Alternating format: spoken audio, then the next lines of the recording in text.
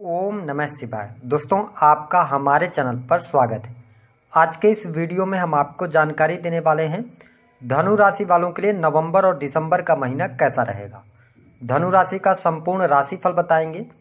ग्रह गोचरी स्थितियों के आधार पर कैसा रहेगा आपका व्यापार, नौकरी, आर्थिक स्थिति, संतान, प्रेम संबंध, वैवाहिक जीवन, विदेश, धन और कोर्ट कचहरी की स्थिति किस प्रकार की रहने वाली है। साथ ही साल 2025 से शुरू होने से पहले आपको वह कौन सी 5 चीजें हैं जो अपने घर से तुरंत हटा देनी चाहिए, इस पर भी विस्तार से चर्चा करेंगे। तो यह वीडियो आपके लिए बहुत ही महत्वपूर्ण है, आप इसे अंत तक जरूर देखें। और यदि आप चैनल पर पहली बार विजिट कर रहे हैं तो चैनल को सब्सक्राइब कर लीजिएगा, नोटिफिकेशन बेल को ऑन कर लीजिएगा। देखिए, धनु राशि वालों, जब नवंबर 2024 की शुरुआत होगी तो आपके लिए ग्रह गोचरी स्थितियां कुछ इस प्रकार की रहेंगी। शनि आपकी राशि से तीसरे भाव में गोचर करेंगे, 14 नवंबर को ये मार्गी हो जाएंगे। राहु आपकी राशि से चतुर्थ स्थान सुख स्थान में गोचर करेंगे। केतु आपकी राशि से दशम स्थान में। वही देवगुरु बृहस्पति जो कि आपके लग्नेश यानी कि राशि के स्वामी भी ये बनते हैं, 6 हाउस इनका गोचर होगा, वक्रीगत अवस्था में रहेंगे। मंगल अष्टम भाव से गोचर करेंगे, जिसके परिणाम स्वरूप मांगलिक पत्रिका का निर्माण होगा। सूर्य नीचगत होकर आपके 11th हाउस से गोचर करेंगे। वही बुध और शुक्र की जो स्थिति है वह आपके 12th हाउस में रहेगी। हम बात करेंगे सबसे पहले कि नवंबर और दिसंबर का महीना आपके लिए स्वास्थ्य के लिहाज से किस प्रकार से रहेगा। देखिए, धनु राशि वालों, प्रथम स्थान के स्वामी होकर देवगुरु बृहस्पति छठे स्थान से गोचर कर रहे हैं। यह स्थिति स्वास्थ्य के दृष्टिकोण से बहुत अच्छी नहीं रहने वाली है। इसके साथ ही शुक्रदेव 7 नवंबर से आपके प्रथम स्थान में आ जाएंगे। वही मंगल मांगलिक पत्रिका का निर्माण कर रहे हैं। तो ग्रह गोचरी स्थितियों के आधार पर 1 तारीख से लेकर और 15 नवंबर तक का समय स्वास्थ्य के दृष्टिकोण से सामान्य आपके लिए रहने वाला है। लेकिन 15 नवंबर से लेकर 15 दिसंबर का टाइम फ्रेम जो रहेगा, इसमें आपको स्वास्थ्य संबंधित तकलीफें होंगी।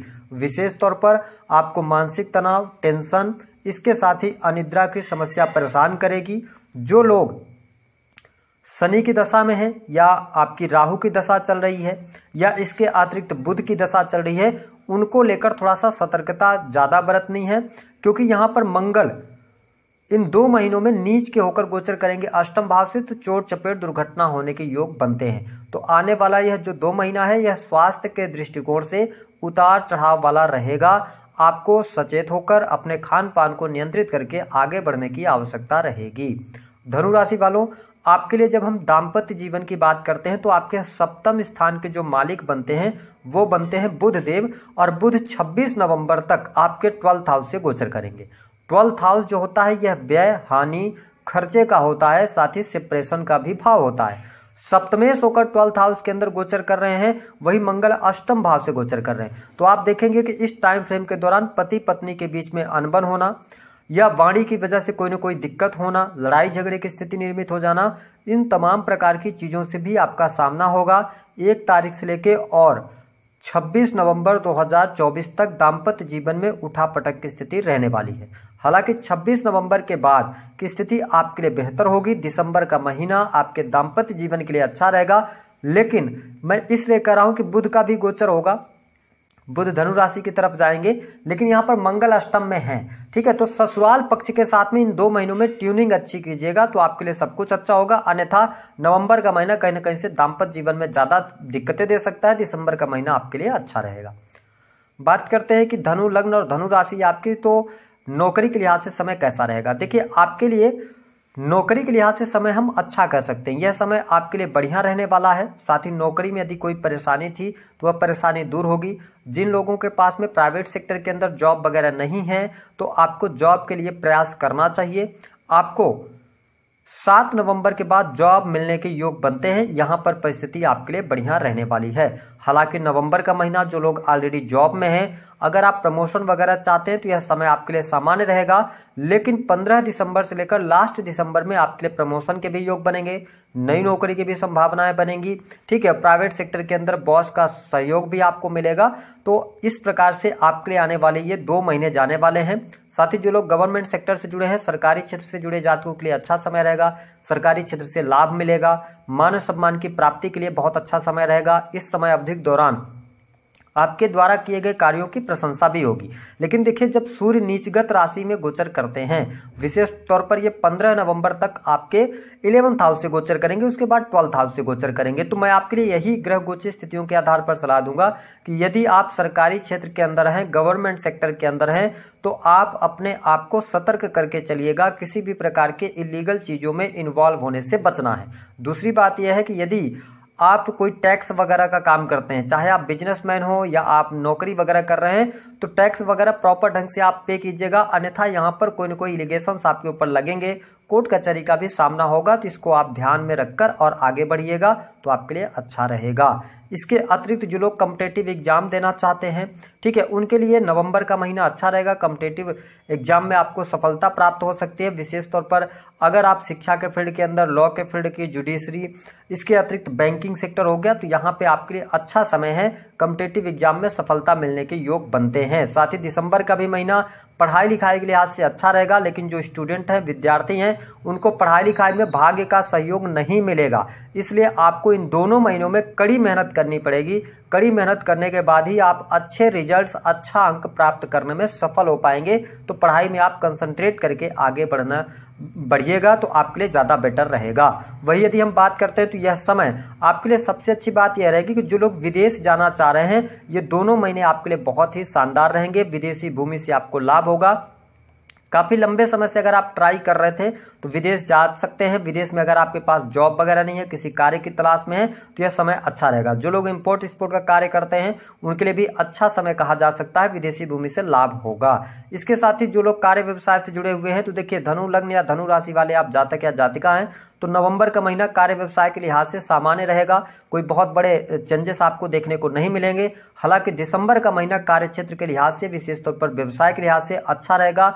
साथ ही आप सर्विसेज देते हैं किसी भी प्रकार से, या अपना खुद की मैन्युफैक्चरिंग यूनिट चलाते हैं, या आप अपनी शॉप वगैरह चलाते हैं, तो नवंबर की अपेक्षा दिसंबर का महीना आपके बिजनेस व्यापार के लिए अच्छा रहेगा। प्रगति होगी, ठीक है। साथ ही आपके बिजनेस व्यापार में वृद्धि होगी। अगर आप किसी भी प्रकार के बड़े निवेश की तरफ बढ़ना चाहते हैं, इन्वेस्टमेंट करना चाहते हैं, तो आपके लिए दिसंबर का महीना बेस्ट रहेगा। आप वहां पर निवेश वगैरह कर सकते हैं। बात करते हैं सुख साधन के लिहाज से कैसा समय रहेगा। देखिए, धनु राशि वालों, आपके चतुर्थ स्थान के जो स्वामी बनते हैं, पहली बात तो प्रथम स्थान और चतुर्थ के स्वामी होकर देवगुरु बृहस्पति छठे स्थान से गोचर कर रहे हैं। लेकिन शुक्र का जो राशि परिवर्तन है वो 7 नवंबर को हो जाएगा। तो 7 नवंबर के बाद आपके लिए वाहन का योग बनता है। वाहन सुख में वृद्धि होगी। भूमि भवन वाहन से संबंधित लाभ होगा।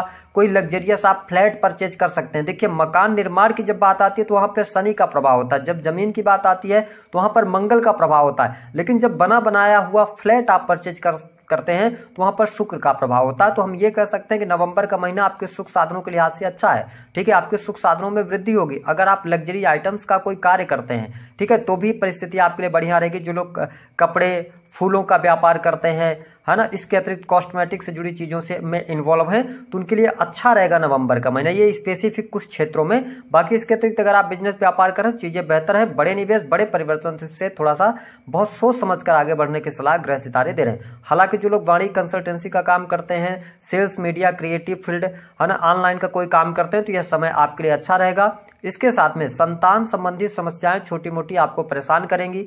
संतान की हेल्थ को लेकर इन 2 महीनों में प्रॉब्लम हो सकती है। लेकिन इस टाइम फ्रेम के दौरान जो नवंबर का महीना होगा, यहाँ पर आपके लिए धार्मिक यात्रा होती नजर आ रही है। धर्म कर्म के कार्यों के प्रति आपका रुझान होगा, रुचि आप में जागृत होगी। तो यह स्थिति बहुत बढ़िया आपके लिए रहेगी।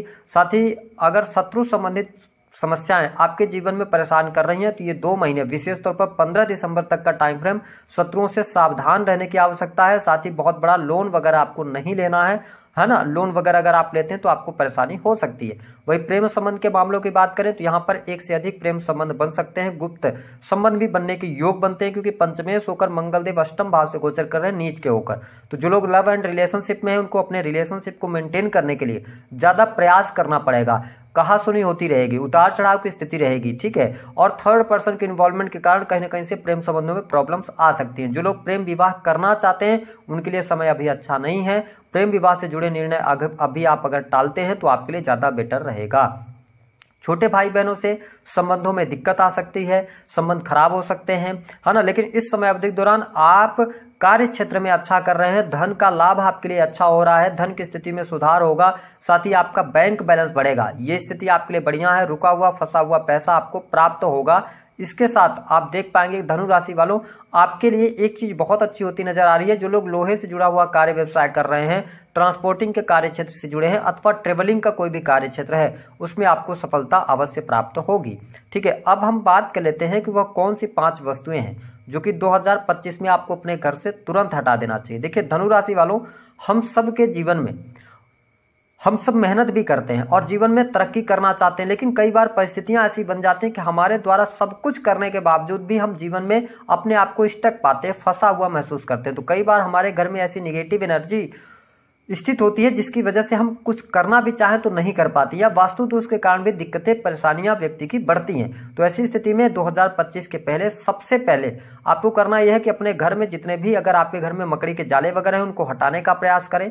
दूसरा जो काम आपको करना है कि आपके घर में अगर कोई पुराने ग्रंथ हैं जो कि फटे हुए, उनके पन्ने फटे हुए हैं, काफी लंबे वर्षों से वो रखे हुए हैं, तो कृपा करके उसको आप निकाल कर ले जाकर जल प्रवाह कर दें। तीसरा काम, अगर आपके घर में कोई भी टूटी फूटी मूर्ति है, खंडित मूर्ति है, तो उसको आप अपने पूजा स्थल से हटाकर और जल प्रवाह करें। चौथी स्थिति यह है कि आपके घर में अगर बहुत ज्यादा इलेक्ट्रॉनिक सामान बंद पड़े हुए हैं जिनका आप इस्तेमाल नहीं कर रहे हैं और आपने उसको फ्यूचर के लिए संजो कर रखा है, तो आप कोशिश करें कि जिन इलेक्ट्रॉनिक सामान खराब हैं, बंद पड़े हुए हैं, तो उनको आप घर से बाहर निकाल दें। क्योंकि इलेक्ट्रॉनिक सामान जब भी आपके घर में खराब होगा तो समझ लीजिए राहु मतलब बहुत ज्यादा अगर वो रहेगा या खराब होना शुरू हो गया तो आप समझ जाइए कि आपके घर में राहु और मंगल का निगेटिव इंपैक्ट पड़ रहा है। तो इसको आप हटाने का प्रयास करें। इसके साथ जिस भी बेडरूम में या जिस घर में आप रह रहे हैं, आप अपनी दीवारों को चेक करें। अगर दीवारों में दरारें आ गई हैं तो उसको जल्द से जल्द भरवाने का प्रयास करें। इसके साथ घर में टूटे हुए चप्पल हों या बंद पड़ी हुई घड़ियां हों, उनको भी तुरंत हटा दीजिए। ये छोटे छोटे उपाय रहेंगे, अगर आप इनको कर पाते हैं अपना, तो आप देखेंगे कि आपके घर में सकारात्मक ऊर्जा का वास होगा, और जहां पर सकारात्मकता रहती है वहां मां लक्ष्मी भी आती हैं और सभी लोग संपन्नता और खुशी के साथ जीते हैं। तो ठीक है, हर प्रकार का सुख भी व्यक्ति को मिलता है। तो इन चीजों का आपको ध्यान रखना। दी गई जानकारी पसंद